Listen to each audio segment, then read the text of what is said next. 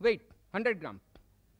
13 egg will contain 13.3% saturated fat, while there is no saturated fat or very little of 1% in cereals and pulses.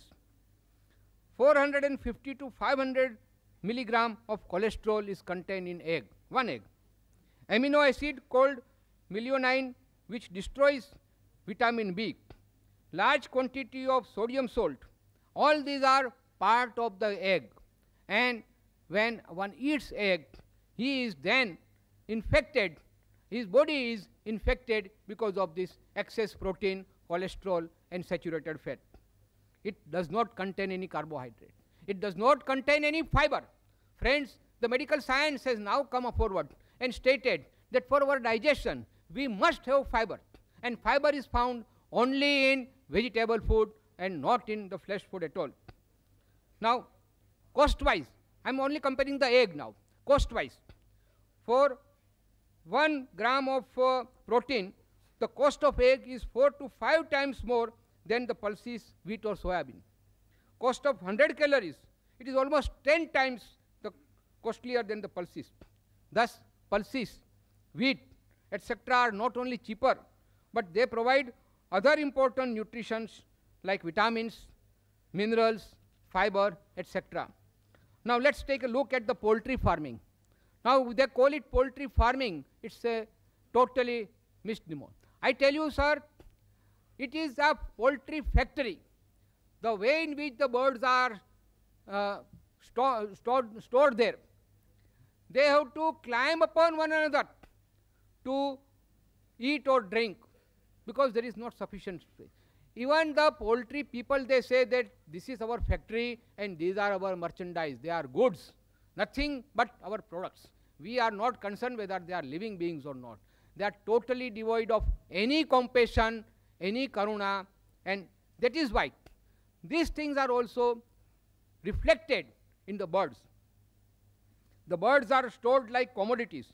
They are fed unnatural food and administered drugs which are harmful for humans only to speed up their metabolism so that they can produce more eggs. The poultry people are only interested in making profit. And the result of this, they die premature death. It affects physical as well as mental health, intellectual and emotional growth. Egg is poison for children. Egg begin to rot immediately unless they are put in deep fridge. But when they are marketed, they are prone to decay and disease faster. Vegetable egg is again a myth. It's a fallacy. No egg can be a vegetable egg. It's an animal product only. It is definitely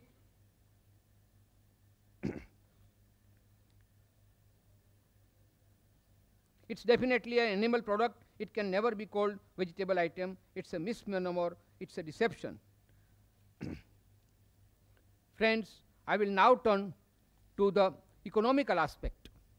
Now these also I have studied from various journals, medical science, and more important from the statistics department of the government of India and government of America, the UK government, etc. But I will not, that's why, give you the citations during my talk, but I will give you the summary. UK. The survey has stated the land required to produce the fodders to feed the animals to obtain flesh food is 14 times more than that required for vegetable diet to feed men directly. Because what happens? First you grow fodder, you feed it to the animals, and then you kill the animals for flesh food, and that is how you get your flesh food. But if the same land is used for agriculture, for pulses and cereals, that same piece of land can support many more families, and here only few families can be supported by using this land for pasture. I have been given one statistics. 10 square acres of land can support 10 heads of human beings or 10 heads of cattle for the whole year. But 10 heads of cattle for meat cannot support even one single person throughout the year. Natural grass or pasture can and grain crop both genetically belong to grass family. You see, once the crop is harvested, what we have is hashish or stalks. These are again the source of, excellent source of biochemical fertilizer or manure. Look how many crores of rupees of our foreign exchange we are wasting on artificial fertilizer and chemical fertilizer, which we all know is extremely harmful to us. But because we are not able to get the natural manure which we can get from cattle and animals, we are destroying them, foolishly destroying them for our own food. But we are not considering the fact that the manure that these animals produce are much more economical, much more healthier, and much more useful to our country. It's now well-known fact that 16 kilogram of food grain are required to be fed to one animal for forming 1 kilogram of meat. Thus, by feeding animals reared for slaughter, the country is deprived of vital food grains which can feed many, many more people. So, not only for growing food, but also for pasture and for manure, we require land. The human oncogene work done by Professor Wilbing from Massachusetts, it is stated that to obtain 1 calorie of animal flesh, 7 vegetable calories have to be spent. Then the study further shows that the land needed to graze one average animal can sustain 5 average families. I will not burden you with facts and figures, but the summary of all this is that it is very economical to feed people on veg diet rather than on flesh food. Now let's take the other point of view of economy, ecology, environment, slaughterhouses, etc. Production of animal flesh food require more land, more water, more food grains for feeding animals meant for slaughtering. Now this will again destroy or rather disturb the balance of our ecology and environment, because the resources are always limited. We have to make best use of that. Either we grow crops or we rear animals for slaughtering. And look at the way the slaughterhouses work, how they are maintained. It's simply a hygienic horror. The conditions are appalling and totally unsanitary all over the world. Yesterday only on internet I got a report from foreign countries, advanced countries of America and France, that the conditions of slaughterhouses there also, it is reported, are totally unsanitary. I got a copy of white papers from Government Accountability Project of America, fighting filth on the kill floor, a matter of life and death for America's families. Slaughtering of animals, meat processing plants, and finally most unhygienic ways of transport and sale of flesh food has made flesh food totally unfit for human consumption. And do not think for a moment that imported, packaged, nicely packaged meat or canned meat is totally hygienic. No, my dear friends, that is also coming from those slaughterhouses where all these things which I have stated of medical science will apply. Not only that, they add certain preservatives, certain chemicals, certain additives which will keep the meat fresh. Environmental consciousness in India and abroad has now driven many people to vegetarianism. Environment-friendly veg foods are now available. The craze now in all over the world is to go for environmental friendly veg food because it is considered friendly and healthy. The green factories or glass houses are now exporting plant food, including fruits, to those countries which cannot grow them because of climate. The modern transportation system has given a much better alternative for food choice. In fact, for developing nations like India, government and NGOs should give more emphasis on larger production of more exports of plant food, which will serve the economic development of our country. Now look at the pollution. The pollution caused by legal and illegal slaughterhouses is terrific. The discharge of effluents from even so-called modern abattoirs is in the open and exposed to elements and public gaze. The carcasses of animals, the flow of blood, the horrible stench, etc. will add to the pollution. Ecological balance. Utility of animal world for human welfare cannot be overemphasized. Both are interdependent. Cows, sheep, fish, frogs, etc. are much more useful to us alive than dead. Then why should we kill our friends and our helpers to satisfy our taste buds? We should not be so much ungrateful, my friends, to our lesser beings. We call them animals or birds. Look at it from another point of view of natural manure. I have already stated that the animals produce much more natural and healthy manure than the artificial manure. Artificial chemicals, manures cost us dearly. Now again, I'm coming back to our economic term. We are importing artificial chemicals for manure purposes. That is again a drain on our exchequer. Friends, I will now briefly give you historical and geographical views. I have already touched upon it. Historically, in certain dry areas of miles and miles of desert where no vegetable can ever grow, maybe only food for survival was the animal food. Geographically, I stated as like Eskimos, there was no alternative. But once we have got this better alternative, which is healthier, which is more economical, which is more eco-friendly, why not go for such food? And friends, I will now go to the most important point, which will prove my point beyond any doubt, that why man is vegetarian by nature. I have got some 16 points here to compare how our body is built up. As Mr. Trivedi has started the ball rolling in this fashion of bovine teeth and non-bovine teeth. Teeth embed. Now I will first say about herbivorous. Teeth of herbivorous animals are embedded in the jaws, short, blunt, close to one another. While in carnivorous, they are sharp, pointed, long and conical. The 2 or 4 teeth that we have got, like some people say they are like dog animal. They are not for meat eating, but they are found also in apes and chimpanzees, and which are fit for plucking the fruits and eating the fruits. The claws, no sharp nails for herbivorous, they are fit to pluck fruits only, while in carnivorous, the sharp nails helps in tearing apart the prey easily. Jaws and chewing habits. Jaws of herbivorous will move up and down, left and right, that is in all directions. They swallow their food after chewing, while the carnivorous, the lower jaw moves upwards and downwards only. They swallow their food without mastication. Now friends, you go on comparing this. I will only say herbivorous and carnivorous.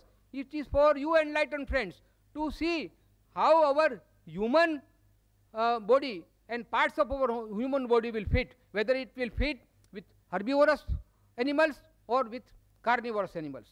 Tongue. The tongue of herbivorous is quite smooth, while that of carnivorous is very rough. Water drinking habit. That's a very important thing. My friend Dr. Paresh Dalal told me. He said that these herbivorous animals, they drink water with lips by suction, while all the carnivorous, they drink the water with tongue, they lap up. We don't do it. We always use our lips. Now come to the length of intestine. Longer intestines are found in herbivorous, about 4 times the body length. This cannot quickly expel the flesh food, while in carnivorous, smaller size of intestine, almost equal to the body length, and helps to expel flesh food before it gets contaminated. Liver and kidney. Smaller in proportion in herbivorous, so they are unable to throw out waste material easily, while in carnivorous, liver and kidney are longer in proportion, so they can throw out waste material easily. Digestive system. There is a less hydrochloric acid in digestive system of herbivorous, thus flesh cannot be digested easily, while obviously in carnivorous the quantum of hydrochloric acid is much more, and that is why they can digest the flesh food, but human being cannot. Salvia. In herbivorous, like human being, the salvia is alkaline and contains ptyalin, which helps in digesting carbohydrates found in the grains, while in carnivorous, there is the salvia is always acidic. The blood pH is alkaline, like human being and herbivorous, and acidic in carnivorous. The blood lipoproteins. Human blood lipoproteins is similar to all herbivorous, while it is not similar to that of carnivorous. Sense is weak. All the senses, particularly the eyesight, is weak in herbivorous and very powerful in carnivorous. Sound, the voice is not the herbivorous sound, or even the human sound is not frightening, unless of course we can make it now frightening. But by nature, the sound of all herbivorous is mild, while that of carnivorous, like lions and tigers, is very coarse and frightening. And lastly, infants. Normal sight power of right from, now see the young ones of herbivorous, right from the moment of birth, they can see very clearly, while all the infants of carnivorous wild animals are blind at least for a week. Now friends, it is for you to justify whether man fits by nature in this category of herbivorous, grain eaters, or in the category of carnivorous, the flesh eaters. Now friends, I will now tell you about certain great persons who condemned flesh food. Looking at the world's history, we find that all great scholars, philosophers, scientists like Einstein, artists like Leonardo da Vinci, poets like Milton, Pope, Shelley, and writers like George Bernard Shaw, and religious leaders, of course, of the world. Now, who are those people? The mathematician, the Pythagoras, the Plutarch, Newton and Einstein, the scientist, Dr. Annie Besant, Reverend Dr. Walter Walsh, George Bernard Shaw, Tolstoy, the Greek philosophers Socrates and Aristotle. They are all enlightened people, and they say, yes sir, they say that blessed are those with noble qualities of tolerance and compassion, love and non-violence, who are not flesh eaters. Now friends, I will quote from George Bernard Shaw, which is very famous and widely published. We are living graves of murdered beasts. Listen what he says. We are living graves, moving graves of murdered beasts, slaughtered to satisfy our appetites. Like carrion crows, we live and feed on meat, regardless of the sufferings and the pain. Doctors once advised Bernard Shaw. He was very ill. He said that you must take some meat soup. Bernard Shaw said, I'll prefer death than to have anything with flesh food. And believe me friends, he survived, and the doctor turned vegetarian. In the similar way, Mahatma Gandhi, his son was very sick. He was advised meat soup, and he refused, and the son survived. Why I am telling you friends all these things? That Mr. Trivedi said, yes, medically, whatever the doctor says, we have to accept, no doubt. But as I said in the very first thing in the beginning, I said, everything is relative. When doctor says something, he will say only from medical point of view. And friends, we are not living here. We are here on this earth, not only to survive. Survival is important, but not at the cost of others and inflict pain on others. Thank you very much, friends. 21st century will belong to vegetarians.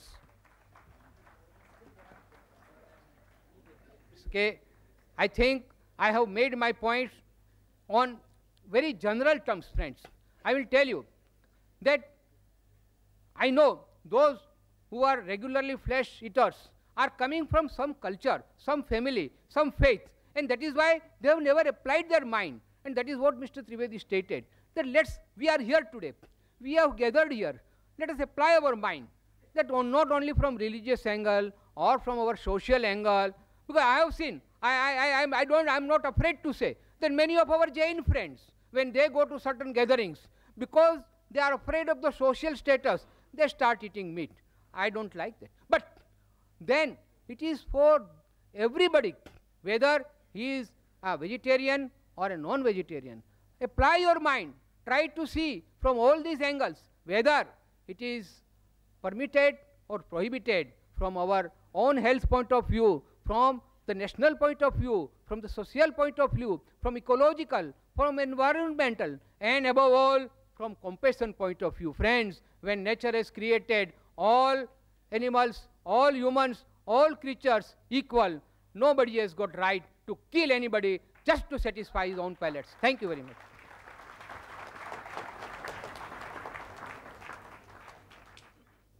Ladies and gentlemen, Dr. Zakir Naik to present his talk.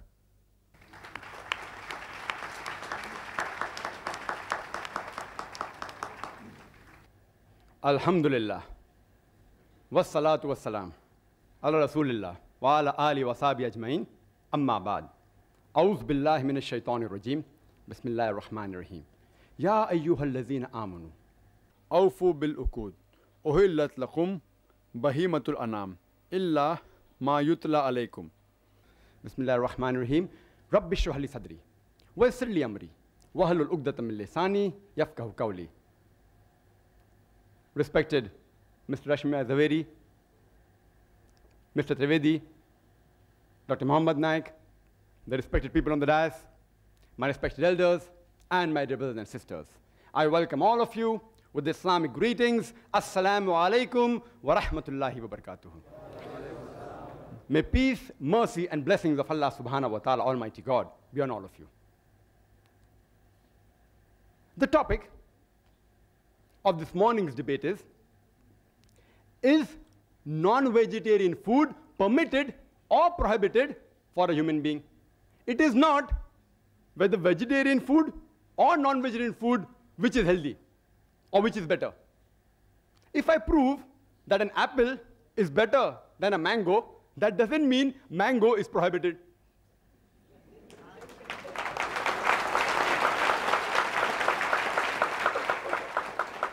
This statement is sufficient to end the dialogue for me, but I have to reply. Non-vegetarian, by definition, means a person who has food of animal origin. It does not mean a person who does not have vegetarian food. It does not mean a person who does not have vegetables and fruits. Let it be very clear to all of you.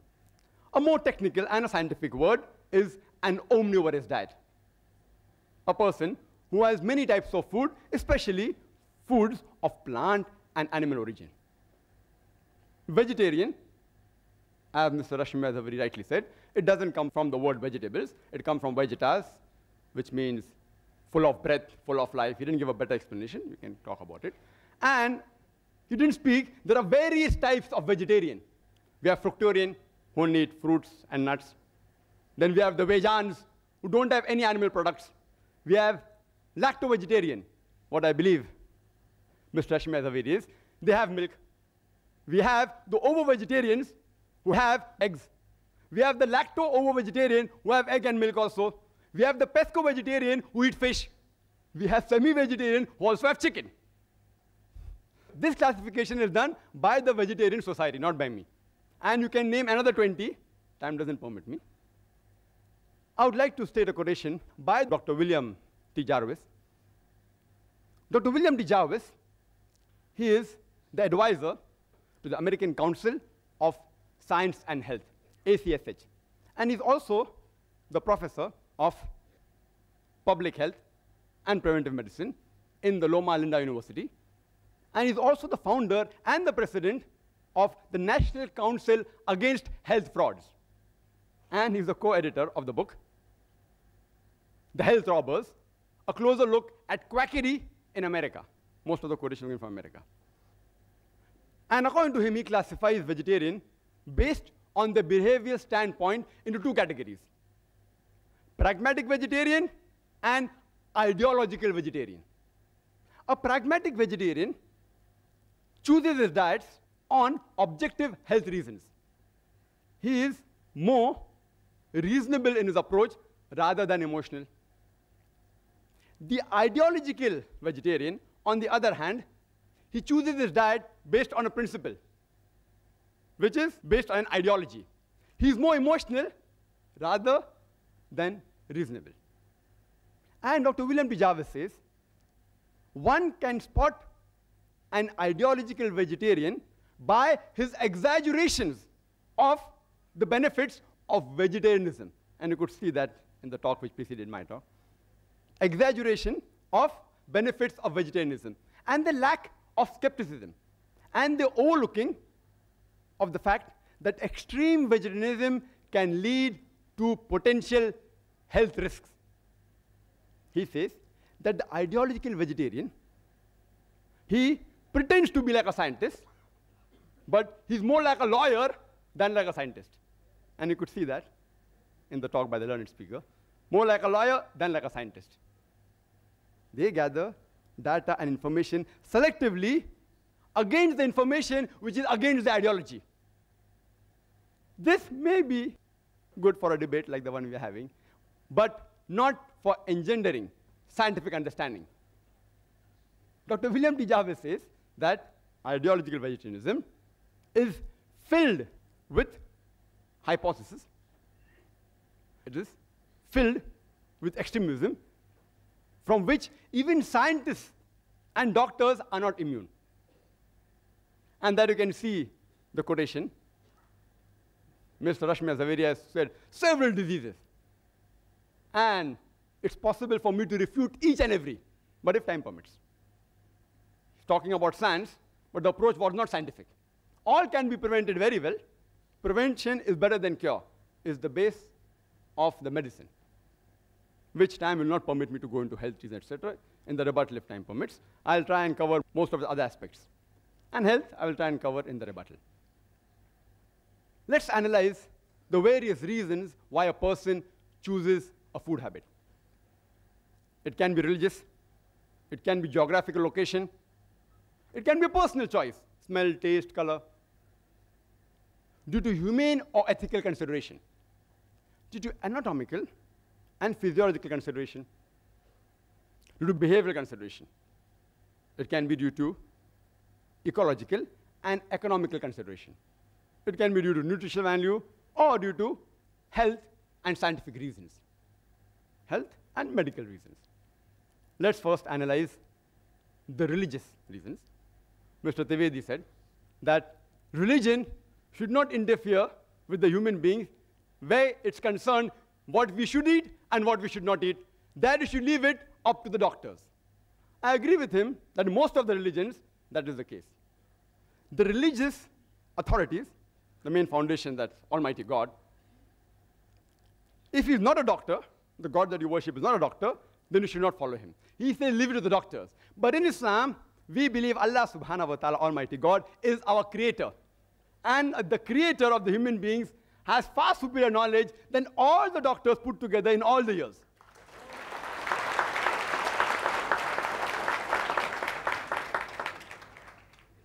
And you can find the statements, as Mr. Rashmi Zaveri said, all from doctors. He's quoting from these books, which I think is available for sale outside, all these books. I will touch on some of these points, all out of which many are fictitious. Fictitious don't exist at all. Some are irrelevant, some are untested, and some are truths which are half-baked truths. I would like to make one point crystal clear.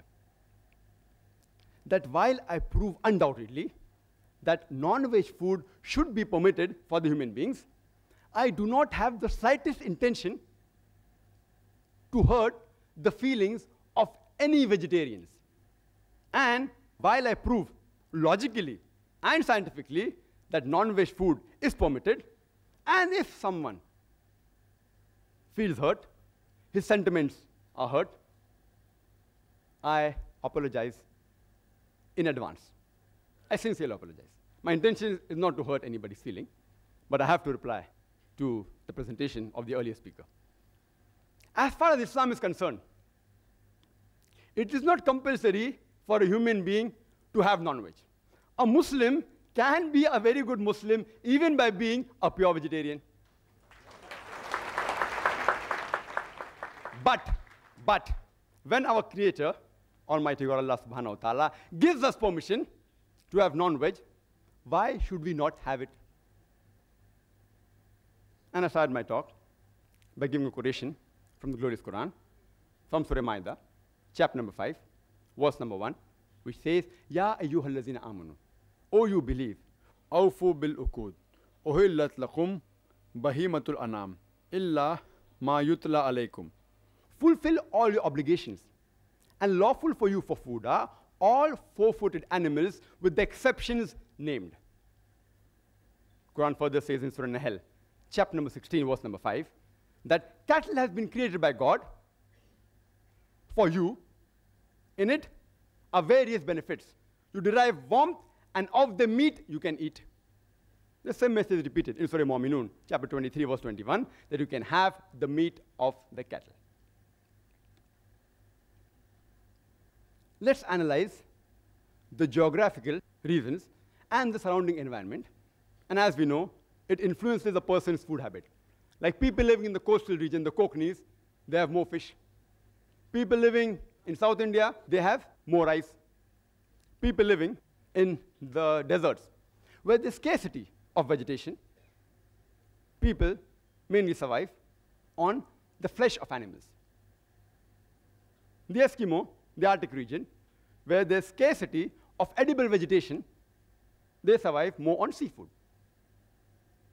And Mr. Zaveri said that he knows that vegetable is not available in certain parts of the world, but today, due to advancement of transportation, we can supply them with vegetables. I would request the Indian Vegetarian Congress to supply, at least give the transportation cost, that's all, to supply to the Eskimos, to supply to Saudi Arabia. You get vegetables in Saudi Arabia, it is more expensive. Why? Because the cost of transportation. That makes it more expensive. It is illogical and unscientific to spend more money to buy a food which is less nutritious. Let's analyze the humane reasons, the ethical reasons, and the pure vegetarians. They say that all life is sacred and no living creature should be killed. They fail to realize that today it's a universal fact that even plants have got life. So the main argument on killing a living creature doesn't hold good today. Previously, maybe, a couple of centuries ago, it may have held some weight, but today it carries no weight. Then they further argue today and they say, yes, we know that plants have got life, but they can't feel pain. Therefore, killing a plant is a lesser crime and lesser sin as compared to killing an animal. Today, science has further advanced, and we have come to know that even the plants can feel pain. They can even cry. But the cry of the plant cannot be heard by the human ear because the audible frequency range of the human ear is from 20 cycles per second to 20,000 cycles per second. Anything below and above this, the human ear can't hear. But the cry of the animal can be heard by the human beings, but the cry of the plant cannot be heard by the human beings. Just because you cannot hear the cry of the plant, that doesn't justify you to inflict pain or kill the plant.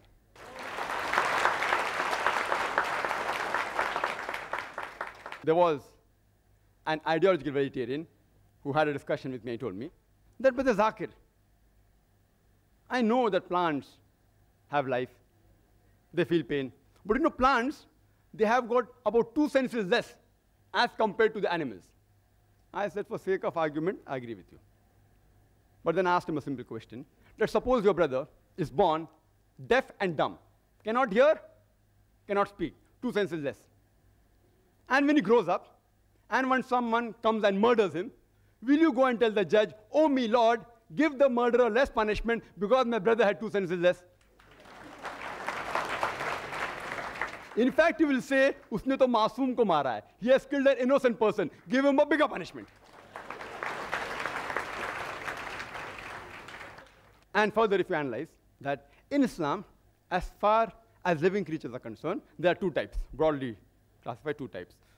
Human beings who are living creatures and non-human being living creatures.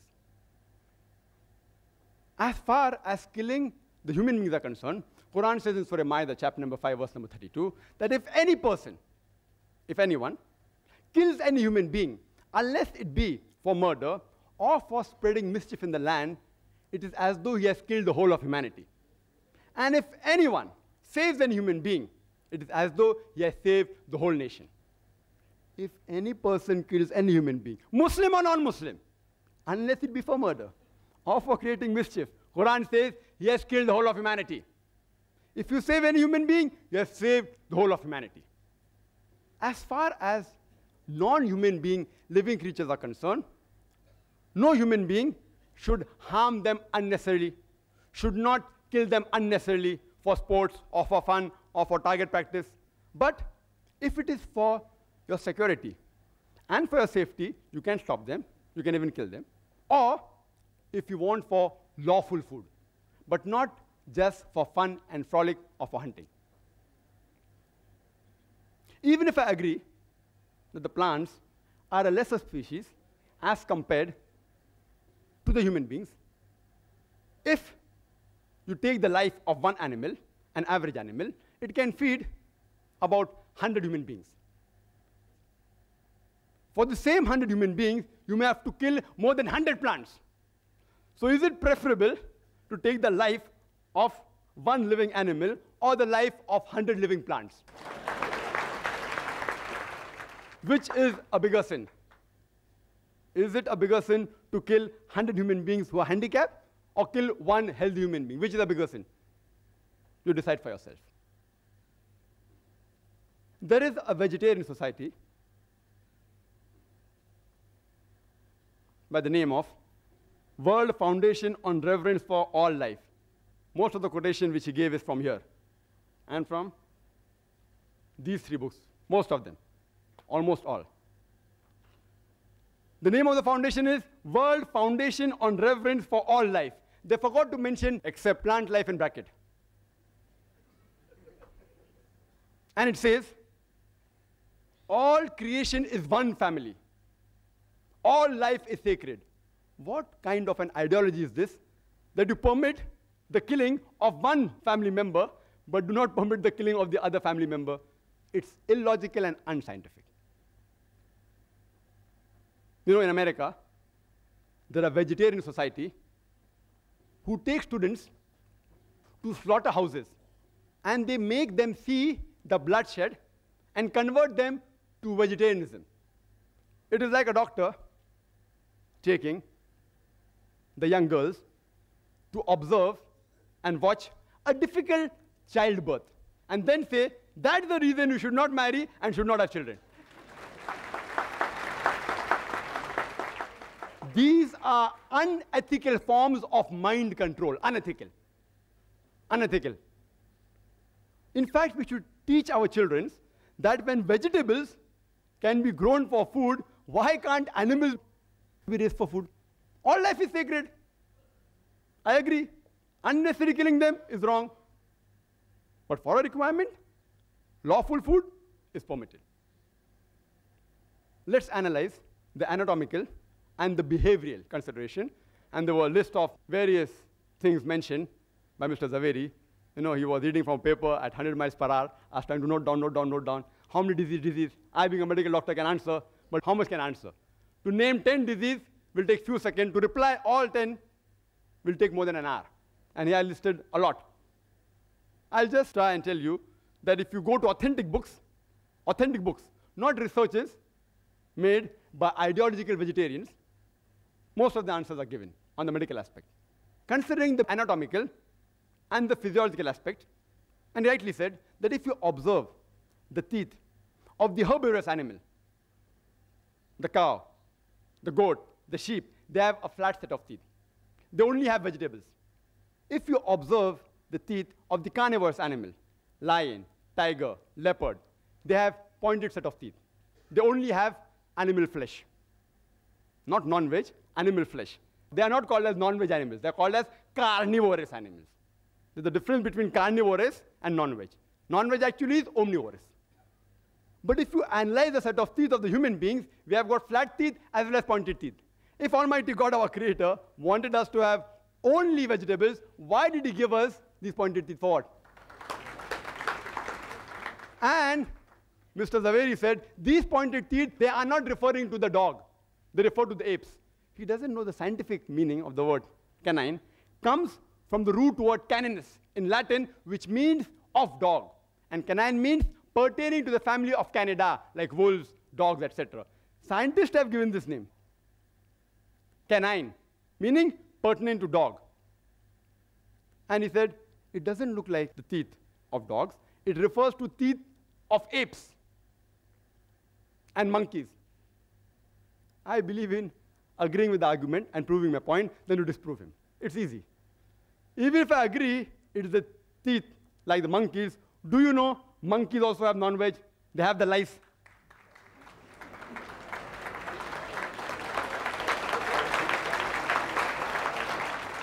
There are many species of ape who even have raw flesh of animals. Many species of apes who have raw flesh. They're omnivorous. Who says they're carnivorous? They're omnivorous. They aren't pure veg also. And many species are even called as cannibals. Some species of apes and monkeys. If you analyze the digestive system of the human being, it can digest both veg as well as non-veg. If Almighty God wanted us to have only vegetables, why did He give us a digestive system which can digest both veg as well as non-veg?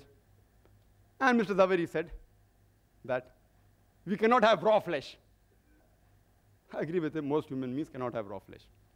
In the same way, most of the human beings cannot have raw vegetables, raw vegetarian diet, like raw wheat, raw rice. Can you have it? Raw moong, raw drumstick. Can you have? You'll get indigestion. So what is the argument? No, you have to cook them.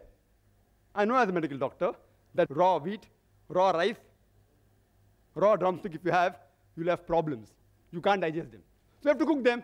Similarly with the flesh, we non-vegetarians, we cook them for easy digestion. But yet, there are certain human beings who even have raw meat. He gave the name of Eskimos. He didn't tell the root word meaning. The root word meaning of Eskimo, it literally means eaters of raw flesh. So there are human beings who even have raw meat. They are conditioned. Tomorrow if you are conditioned to eat raw wheat and raw rice, even you may be able to digest it. But most human beings cannot digest certain raw vegetables. That doesn't mean you should not have rice, you should not have wheat, that you should not have drumsticks. There are, in the herbivorous animal, an enzyme known as cellulase enzyme. And every vegetable has cellulase. And this cellulase enzyme helps in digesting the vegetables. We human beings, we don't have cellulase enzymes. Therefore, the vegetables we eat, the cellulase part remains undigested, and we call them as fibers. It's undigested. On the other hand, there are certain enzymes like lipase, trypsis, chymotrypsis, which are mainly meant for digesting non-vegetarian food. If Almighty God did not want us to have non-veg food, why did He give us these enzymes? And the primitive man, as said by the earlier speaker as well as the chief guest, archaeological evidence shows us clearly the Homo sapiens, the Eskimos, the Australian Aborigines, they were non-veg. So why the change now? We have the same teeth, we have the same digestive system, and he has given a list of other comparisons which prove we can have veg. And I agree with that. Where did I ever say that you cannot have veg? A non-veg is a person who has the food of the animal products as well as vegetarian food. It's an omnivorous diet. He said that the liver and the kidney in carnivorous animal is large. In the human beings, it is small like the herbivorous, because the animals have raw meat. Therefore, they have to remove the toxin on a higher level. We do it by cooking the food. Therefore, God gave us a small kidney and a small liver, which is sufficient to digest both cooked non-veg and also vegetables. Similarly, with all the arguments, HCl, it's not very acidic. Why? Because we don't require it. If we don't require it, why should God unnecessarily give it to us? Same with saliva, same with the pH of the blood, same with the lipoprotein. All the arguments are that because they have raw flesh, therefore they require it. We don't require it, so why should God give us? Yes, it's required for digesting veg food and cooked non-veg food. He said carnivorous animals, they lick. And the herbivorous animals, they sip. We human beings, we do both. We do both. When we drink, while we drink, we sip. When we have ice cream, what do? We lick. We lick also, and we sip also, depending upon what is the food we are eating. Even the tea we can lick, not that we can't lick. But why do waste time? It will take more time. Similar with all the arguments is given about the teeth being closed. Because we also have vegetables. If God would have asked us not to have vegetables, then maybe the teeth were far apart. He asked us to have both non-veg as well as veg food. And there are various verses in the Quran talking about various foods, pomegranates, talking about vegetables, talking about dates, etc., which we should have. The plants, many vegetarians say, that they regrow. Therefore, we aren't killing the plant, and there are some plants which have that facility, not all plants. There are various, which we cut, it regrows. So if this is your only argument, that because it regrows, you can have veg food, you know, if you cut the tail of the lizard, it regrows. Will you have the tail of the lizard? It's a delicacy. There are human beings, the Australian Aborigines, they relish the lizard. Will you have the tail of the lizard? And the answer will be no. You know what I'm doing now? I'm behaving like a lawyer. I'm feeling ashamed to answer all these things, but I have to do, because it is also a debate. I had come here so that we understand better and have a friendly understanding of each other, but I have to behave like a lawyer also, besides being logical and scientific, because the arguments put forth, anyone who has general knowledge can reply. But because people don't have general knowledge, many people aren't aware. That's why these arguments may satisfy many people. And all these arguments are given in the books, which are distributed. Meat Eating, 100 Facts by Nemi Chand, distributed by Jain Organization, also by the Indian Vegetarian Congress. This is a book given to me by Mr. Zaveri. 100 Facts about egg, vegetarian or non-vegetarian. Each and every argument can be disproved. Certain things I know that non-veg causes diseases which can be prevented. Let's analyze the behavioral consideration. He gave certain arguments. The food we eat has an effect on our behavior. I agree with him to a certain level. The food we eat has an effect on our behavior. That's the reason we Muslims have the flesh of herbivorous animal, like goat, sheep, who are docile and peace-loving. We want to be peace-loving and docile. We don't